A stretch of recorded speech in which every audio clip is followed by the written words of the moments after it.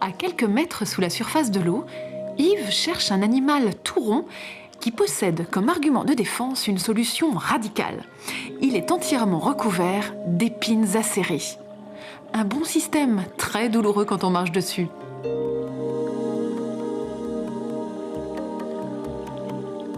L'oursin, ou châtaigne de mer, le nom lui va bien, appartient au groupe des échinodermes, ce qui signifie, très exactement, qui a le corps recouvert de piquants.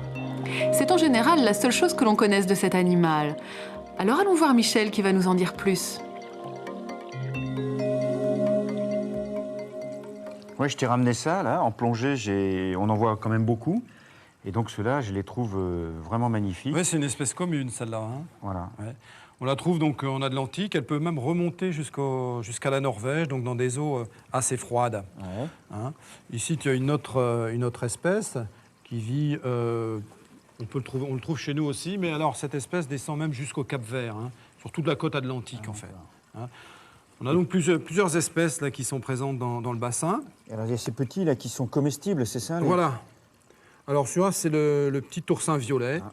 Celui-là, on le trouve dans les flaques, par chez nous. Hein, sur toute la côte atlantique, il est commun aussi en Méditerranée. Il est consommé pour son corail. Alors le corail, qu'est-ce que c'est? Eh bien, c'est sa glande reproductrice. Hein, et c'est excellent. Tu vois, alors, c'est une espèce de planète, on pourrait dire, hein, un oursin comme ça, avec des piquants. À la surface, c'est comme une jungle, à la surface d'une planète, hein, avec deux pôles. Eh oui. Le pôle oral, où se trouve la bouche, tu vois, là, les dents, et le pôle apical, où va se trouver l'anus, et aussi les pores génitaux. Alors, le test, c'est ce qu'on appelle... l'enveloppe de l'oursin qui est calcaire, c'est une espèce de cuirasse qui est magnifique, tu vois. Oui, hein, c'est très très beau. Tu vois que l'oursin, après sa mort, c'est un fragile aussi. C'est très très beau. Alors, regarde ici, tu vois, il y a des petites rotules, hein, comme des tubercules, un peu là, c'est granuleux un peu, tu vois. En fait, les piquants venaient s'articuler là-dessus, fixés par un ligament et un muscle annulaire, et ils peuvent tourner sur cette base.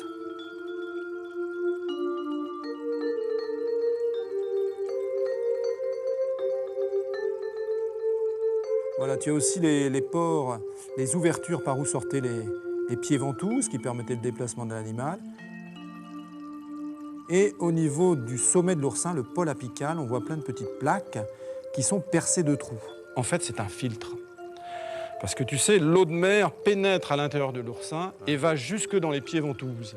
Tu vois, qui peuvent s'allonger ou se rétrécir. En fait, il y a de l'eau de mer dedans.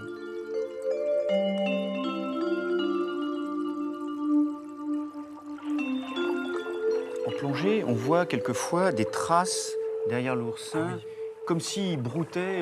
Tout à fait, c'est le mot, il broute. Ah bon, c'est ça. Comme un herbivore, hein, comme un rongeur. Et pour cela, il a un système très ingénieux, c'est ce qu'on appelle la lanterne d'Aristote. Ah. Tu vois, ça ressemble un peu à une petite lanterne. Ouais. Et c'est Aristote, il y a très longtemps, qui a été le premier à décrire cet appareil, hein, qui est formé en réalité de cinq mâchoires, articulées entre elles par des muscles très puissants. À l'extrémité de chaque mâchoire, il y a une dent. Et cette dent est très dure, hein. Elle est très minéralisée. Et donc, ça va lui permettre de brouter tout ce qu'il peut trouver sous ses pieds en se déplaçant. Ça sera des algues essentiellement, mais aussi des petits animaux comme des balanes. Et oui, l'oursin broute comme une vache. La surface de la coquille est beaucoup plus complexe qu'il n'y paraît. Il y a les piquants, les pieds ventouses et on aperçoit dans ce fouillis les pédicellaires, des sortes de bras terminés par de minuscules pinces. L'oursin s'en sert pour se défendre ou pour nettoyer sa carapace. Il existe une grande variété d'oursins. La couleur, la taille changent, mais ils ont tous la dent dure et l'estomac solide. Ils arrivent même à effriter la surface des roches pour manger les petits organismes qui s'y développent. Alors, lorsqu'on retourne l'oursin, il y a 5 autres petits trous. En fait, ce sont ce qu'on appelle les pores génitaux. Hein, il y a 5 glandes génitales. Donc la femelle va produire des ovules, le mâle les spermatozoïdes. Et donc il y aura fécondation en pleine eau. En pleine eau, c'est ça. Voilà, les spermatozoïdes rencontrent les ovules.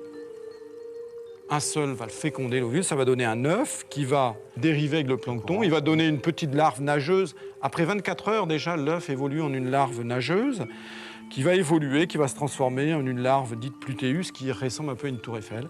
Et si elle a la chance de ne pas se faire manger ou ne pas mourir de faim, parce que ces larves sont livrées elles-mêmes, sont entraînées par les courants, elle va venir sur le fond se fixer et donner un juvénile.